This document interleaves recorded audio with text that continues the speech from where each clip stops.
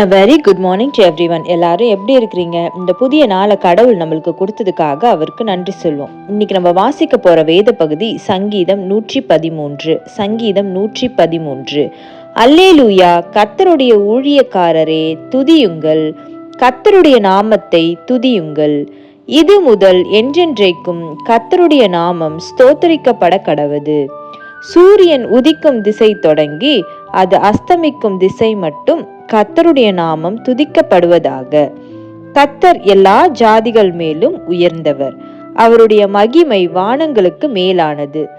உன்னதங்களில் வாசம் பண்ணுகிற நம்முடைய தேவனாகிய கர்த்தருக்கு சமானமானவர் யார்? அவர் வானத்திலும் பூமியிலும் உள்ளவைகளை பார்க்கும்படி தம்மை தாழ்த்துகிறார். அவர் சிறியவனை புழுதியிலிருந்து தூக்கி விடுகிறார், எளியவனை குப்பையிலிருந்து உயர்த்துகிறார். அவனை பிரபுக்களோடும் தமது ஜனத்தின் அதிபதிகளோடும் உட்கார பண்ணுகிறார். மலடியை சந்தோஷமான பிள்ளை தாட்சியாக்கி வீட்டிலே குடியிருக்க பண்ணுகிறார். அல்லேலூயா, ஆமேன். சங்கீதம் 113. ஜெபம். அன்புள்ள இயேசப்பா, இந்த காலை வேலையை கொடுத்தீங்களா இருக்கா, உமக்கு நன்றி செலுத்துகிறோம். இந்த காலை வேலையில எங்களை முழுமையுமாக உங்களுடைய கருத்துக்களாக ஒப்பு கொடுக்குறோம். இன்றைய தினத்துல நாங்கள் கைட்டு செய்கிற ஒவ்வொரு காரியத்திலையும் உங்களுடைய பிரசனமும் உங்களுடைய ஆலோசனையும் உங்களுடைய வழி நடத்துதலும் எங்களோடு கூட இருக்கட்டும். நீங்க பலப்படுத்துங்க, காத்துக்கொள்ளுங்க, வழி நடத்துங்க. நாங்கள் போகையிலும் வருகையிலும் உங்களுடைய பிரசனம் எங்களோடு கூட இருக்கட்டும். உங்களுடைய பாதுகாவல் எங்களை வழி நடத்தட்டும்.